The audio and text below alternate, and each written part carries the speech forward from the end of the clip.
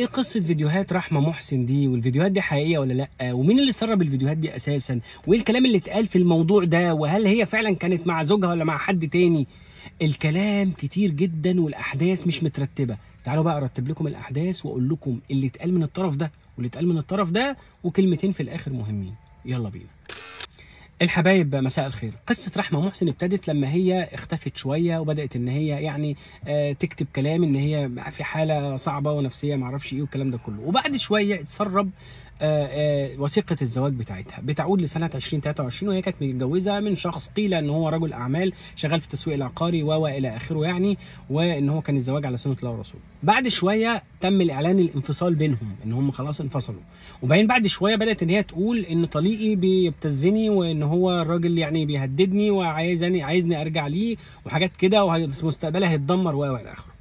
الا ان فوجئ الجمهور بعدها بشويه يعني وقت قليل جدا، ساعات مش ايام يعني، في فيديوهات اتسربت لرحمه محسن وهي في علاقه مع رجل. تمام؟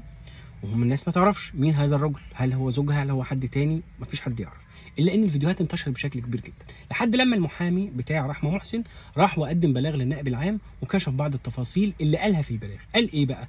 قال ان موكلتي اللي هي رحمه محسن كانت متزوجه رجل اعمال اسمه كذا كذا كذا على سنه الله ورسوله، والرجل ده صورها خلسه، ولما صورها خلسه بدا ان هو يبتزها ويطلب منها فلوس 3 مليون جنيه، والا ان انا هنشر الفيديوهات دي. بعد كده حصل الانفصال بينهم، وبعدين بعد كده هو بدا يبتزها عشان ترجع له، لا رفضت، وبدا يبتز بفلوس. طبعا هي برضو رفضت وقررت ان هي تلجا للقانون علشان تاخد حقها، ولكن الراجل راح فعلا نشر الفيديوهات وفضح موكلتي الفضيحه اللي انتم شايفينها دي. لازم يكون في طرف تاني اللي هو الزوج ده بقى. الزوج ده لما اتسال تمام هو صرح، قال ايه؟ قال كلام مهم جدا ولا بد من التحقق منه، لان في الاول وفي الاخر ده عرض سيده. تمام؟ قال انا كنت متزوج فعلا رحمه محسن سنه 2023، والزواج استمر 4 شهور فقط. 4 شهور فقط. طب وبعدين بعد ال4 شهور احنا انفصلنا. طب انفصلتوا ليه يا عم الحاج؟ قال تصريح خطير، قال لان انفصلنا بسبب الخيانه الزوجيه، وان انا رفعت عليها قضيه وكسبت القضيه ديت، وهي يعني عليها احكام قضائيه بالخيانه الزوجيه ان هي خانتني يعني. يا نهار اسوح، والله هو اللي قال كده، ولازم يتم التحقق، ولو ما كانش الكلام ده صحيح ده مصيبه، لان لازم يقدم الاحكام دي لو معاه. المهم ايه تاني؟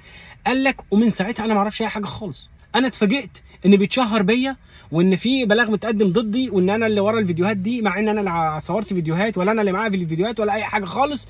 لكن انا ما اعرفش عنها حاجه من سنه 23، من ساعه ما اتطلقنا وبعد ما القضيه خلصت.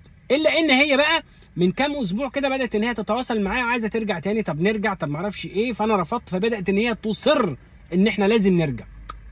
تصر ان احنا لازم نرجع، وما كنتش عارف ليه غير لما انا شفت الفيديوهات اتسربت. وبعد ما الفيديوهات اتسربت عرفت بقى هي كانت عايزه ترجع لي ليه. هو يقصد يعني ان هي عايزه تداري على العمله بتاعتها. لازم الكلام ده يتم التحقق فيه.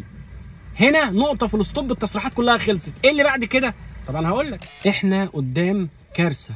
واحده اتفضحت، مطربه اتفضحت، سيده في الاول وفي الاخر وليه زي ما احنا بنقول بالبلدي، تم نشر فيديو ليها وهي في علاقه مع رجل المفروض ان هو زوجها. تمام؟ طيب الفيديو ده حقيقي ولا لا؟ حقيقي. ايه اللي عرفك يا عم خالد ان هو حقيقي؟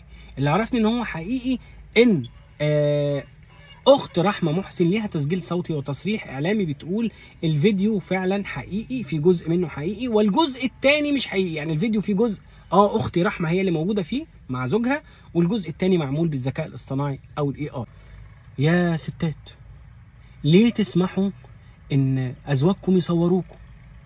ايا كان، اوعي تسمحي حتى زوجك اوعي تسمحي ان هو يصورك.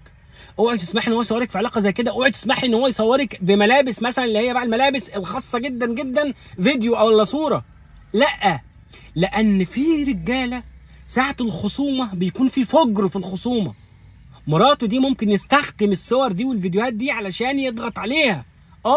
ويبقى في بينهم وبين بعض قضايا ومش عارف ايه في محكمه الاسره، وقضايا نفقه وما اعرفش ايه وقايمه والكلام ده كله. هتتنازلي ولا هنشر الفيديوهات دي وافضحك فضيحه ما اعرفش ايه؟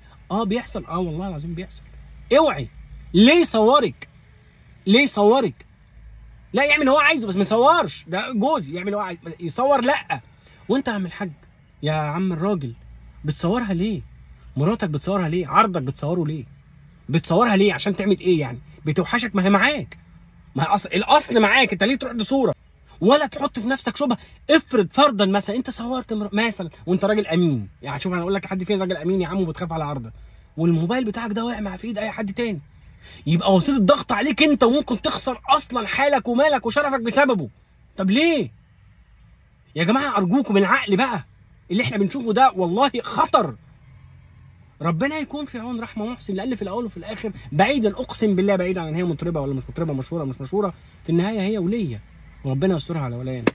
شكرا جزيلا.